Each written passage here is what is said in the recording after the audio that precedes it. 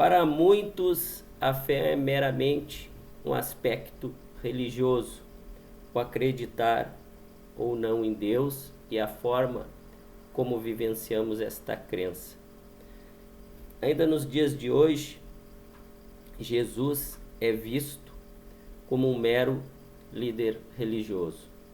Jesus não é um mero líder religioso. Jesus é o guia e modelo para a humanidade. E a fé não é meramente um aspecto religioso. A fé é algo muito mais amplo, muito mais complexo. E que Jesus nos ensinou que uma fé pura, sincera e sólida, ela é capaz de promover transformações gigantescas na vida de um homem, na vida de um espírito. A doutrina espírita nos ensina como nós podemos utilizar o mecanismo da fé para produzir em nossas vidas transformações gigantescas e para melhores. Esse é o nosso objetivo, à luz da doutrina espírita, ver como podemos usar a fé como um mecanismo que impulsione as nossas vidas para o progresso. Sejam bem-vindos, nós estamos no Instituto Espírita Terceira Revelação Divina. É sempre uma alegria muito grande estar aqui, ainda fisicamente distanciados, mas unidos com certeza por aquela que é a força de atração mais potente que existe no universo, que são os pensamentos que vibram na mesma direção.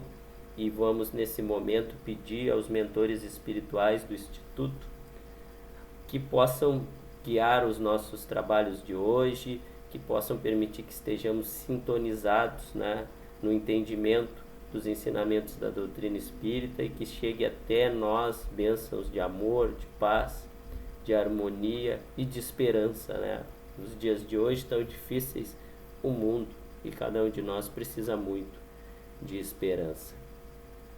Nosso tema de hoje tem tudo a ver com fé, é a parábola da figueira seca, quando Jesus, numa das suas andanças por Betânia, ao fim do dia, já com fome, ao ver uma bela árvore, uma bela figueira, se aproxima dela em busca do alimento para saciar sua fome física e se depara apenas com folhas bonitas, verdejantes, mas sem frutos, E aí Jesus amaldiçoa a figueira, ela ficar estéril. No dia seguinte, o mestre com seus discípulos passando pelo mesmo local, Pedro, sempre muito observador, observou que a figueira amaldiçoada no dia anterior pelo mestre estava seca. No dia anterior, bonita, frondosa, verdejante, apesar de não ter frutos. No dia seguinte, totalmente seca. E chamou a atenção do mestre: olha lá, mestre, o que ocorreu com a figueira que o Senhor amaldiçoou. E aí Jesus reúne os discípulos e lhes dá aquele ensinamento que ficaria para a posteridade e que até hoje ele suscita entre nós muitas interpretações. Jesus chama a todos e diz a eles: creiam em Deus, pois se tiverem uma fé firme, sincera e pura, vocês serão capazes de dizer a uma montanha: saia daqui e atira-te para ali, e ela o fará. Esse ensinamento de Jesus ficou para a posteridade, não que Jesus estivesse falando da fé que transporta montanhas físicas, até porque Jesus, enquanto esteve entre nós, não saiu por aí tirando montanha de norte e jogando para sul, não. Jesus, até porque a nossa tecnologia, já passado mais de 2000 anos, é capaz de construir e destruir montanhas físicas. Mas Jesus falava daqueles que seriam nossos grandes desafios para os milênios seguintes, que seria os conhecimentos, que ainda são muitos, que nós precisamos adquirir, e principalmente, né, o nosso desenvolvimento moral, que coloca o desafio a cada um de nós de transpor montanhas de vícios, de paixões, de problemas ligados geralmente aos relacionamentos, que não são fáceis de serem transpostos, e necessita-se muita fé. Mas uma fé que nem Jesus disse, uma fé sólida, né? Sólida, calcada no conhecimento e no desenvolvimento dos sentimentos. Não é uma fé meramente religiosa. A fé não é um aspecto meramente religioso. Os ensinamentos de Jesus sempre são muito amplos, muito profundos, né? E que podem nos trazer muito auxílio para o nosso dia a dia, porque o Espírito, ele constrói um conjunto de certezas que expressam a sua fé em todos os campos do conhecimento humano, que preparam o espírito para se deparar e passar por todo tipo de situação que ele está sujeito. E esse conjunto de certezas é construído ao longo das suas vivências, né? Das suas experiências, não só nessa existência, mas nas existências anteriores. E sempre com um objetivo muito claro, né? O espírito constrói esses padrões de comportamento com o objetivo de passar por essas situações com segurança e com relativo conforto, né? Só que a fé que Jesus preconizou, a fé que Jesus, quando diz aos discípulos, né, tenham fé em Deus.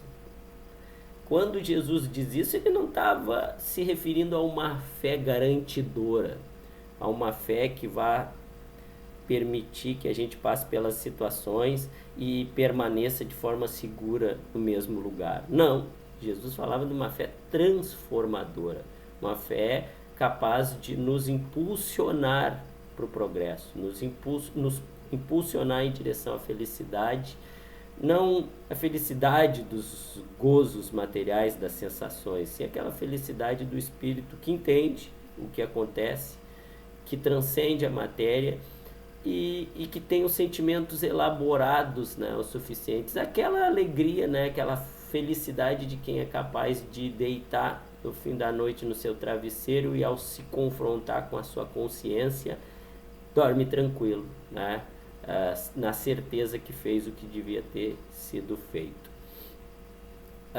Neste processo que o espírito tem de transformação, a gente, ao olhar para esse ensinamento de Jesus, se pega muitas vezes na condição daquela árvore que estava no lugar certo, que estava bonita, a árvore com as folhas verdejantes, a ponto de chamar a atenção do Mestre Jesus, né? Mas que na hora de produzir frutos, na hora de saciar a fome do Mestre, ela estava no lugar certo, com toda a estrutura necessária, mas não produzia resultados. E nós, que ainda temos uma visão muito materialista das coisas, se olhássemos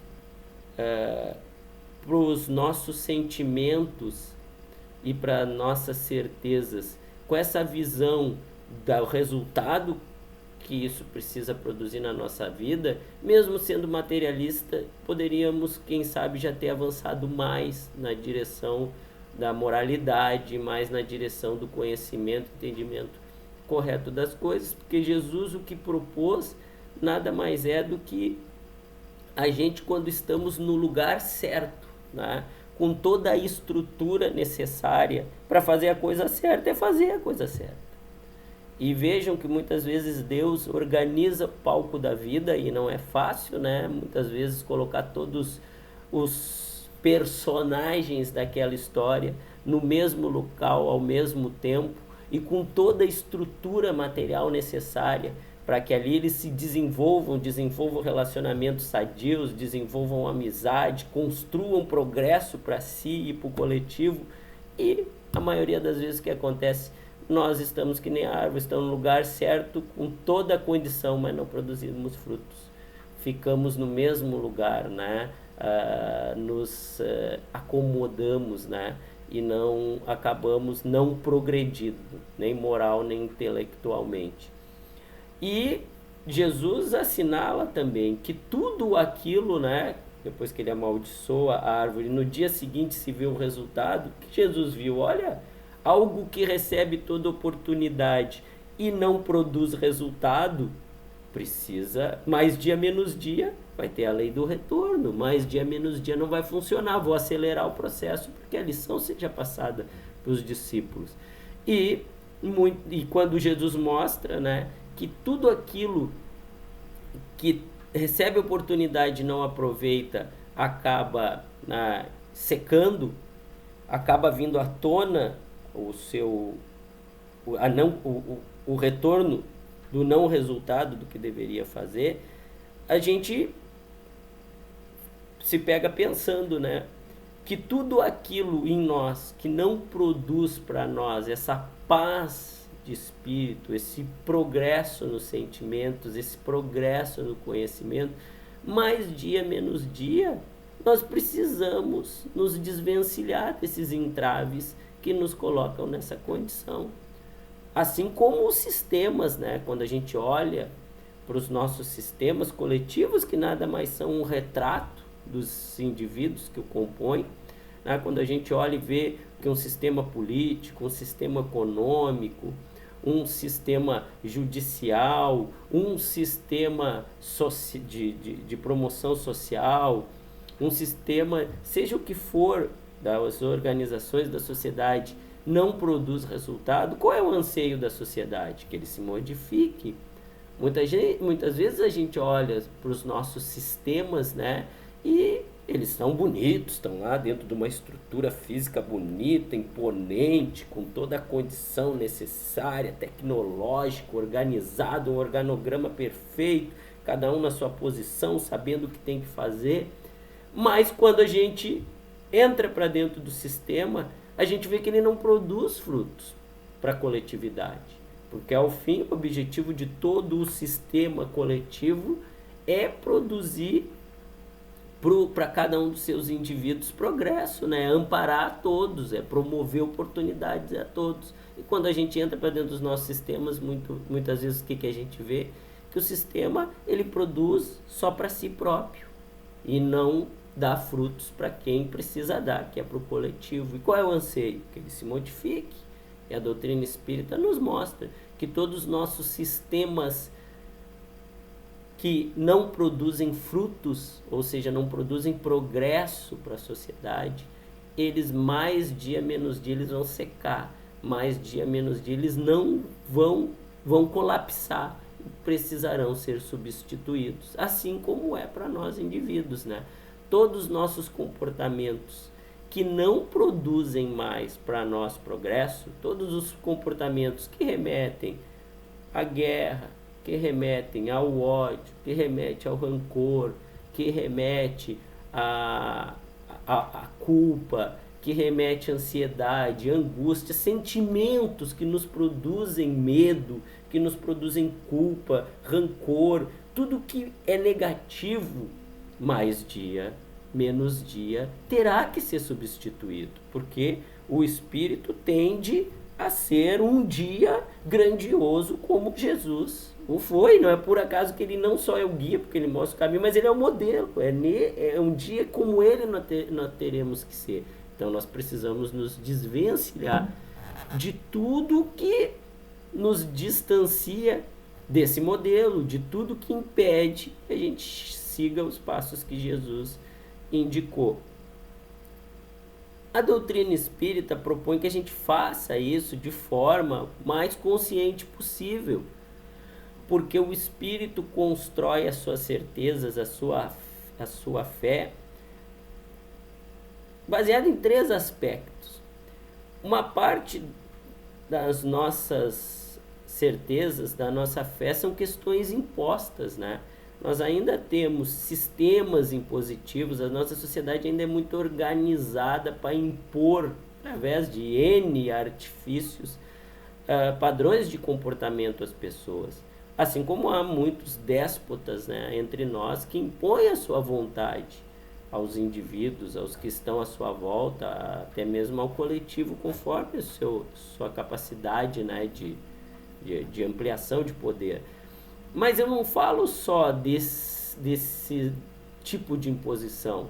Falo daquela imposição que o espírito, com a construção das suas atitudes ao longo, né, dos tempos, se coloca em situações que ele não tem saída, ele precisa fazer as coisas daquela maneira, as coisas lhe são impostas devido às suas escolhas no passado. Isso acontece quando nós persistimos por demais no erro, quando nós somos muito insistentes em nos manter num processo de retrocesso, de não produção de frutos, de não produção de progresso.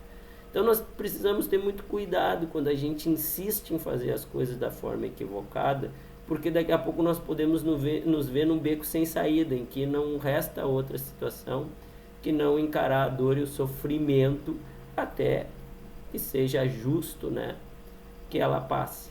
Então vejam que muitas das situações de vida que a gente às vezes pensa, mas não tenho escolha, eu tenho que conviver com essa dor, eu tenho que conviver com esse sofrimento, eu tenho que conviver com essa condição.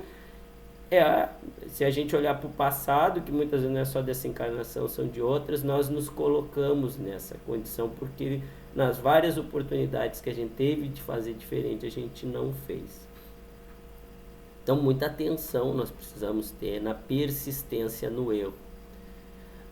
Segundo aspecto, é aquelas crenças que nós temos sem muita consciência delas, né? Aquela velha história, eu faço porque todo mundo faz, eu faço porque me ensinaram a fazer assim, eu faço, porque eu faço porque eu faço. Vejam, muitas vezes a gente, são aspectos culturais, são tradições, ou é simplesmente como o boi no meio da boiada, ele está indo, ele está seguindo os outros. Por que ele está seguindo? Para onde ele está seguindo? Ele não sabe, mas ele está seguindo.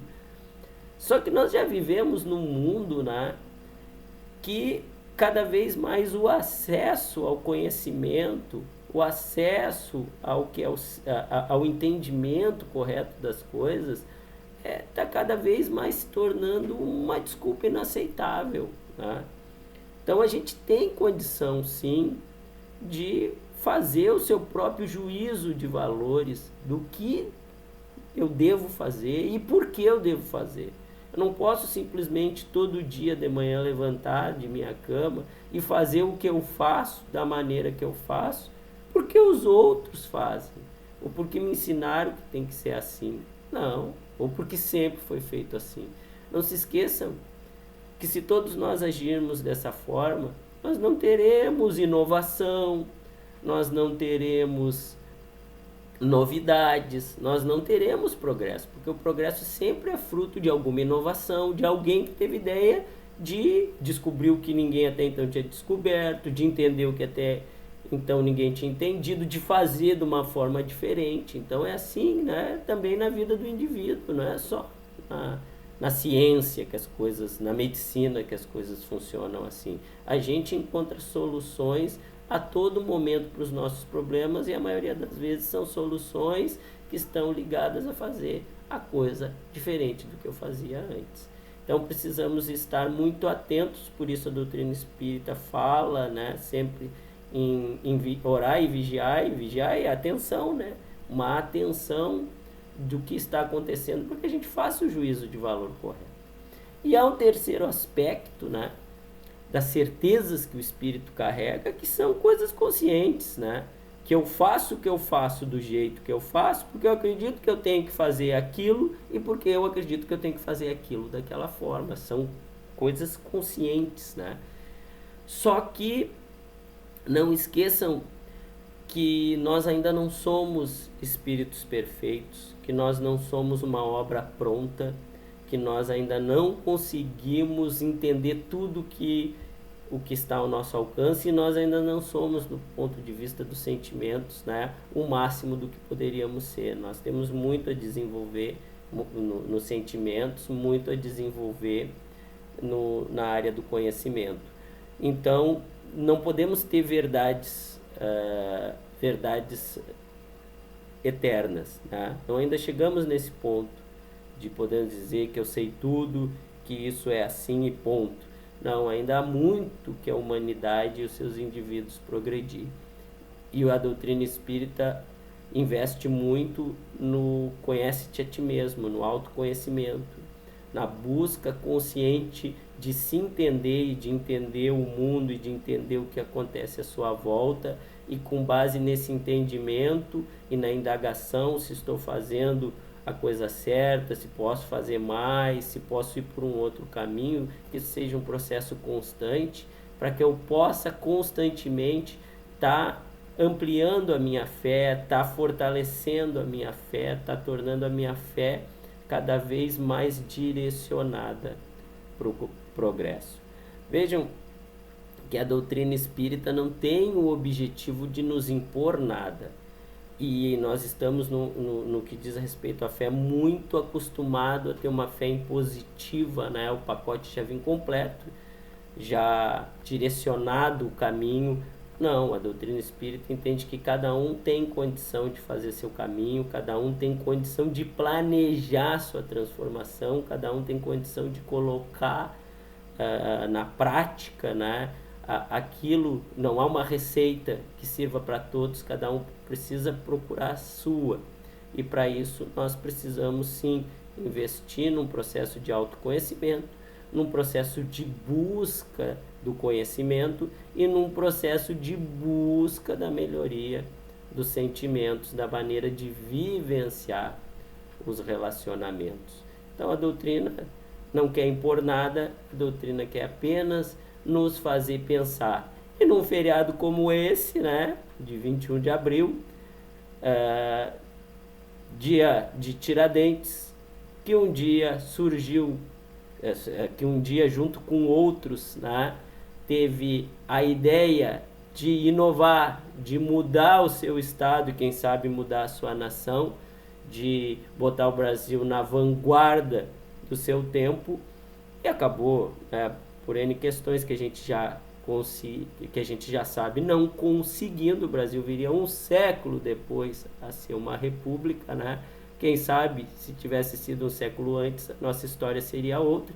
Mas num feriado que nem esse, né, que temos tempo para refletir, para pensar, por que não refletir e pensar à luz da doutrina espírita aqui no Instituto Terceira Revelação? Muito obrigado, boas reflexões, saudades de todos, mas com certeza tudo passa e em breve estaremos juntos.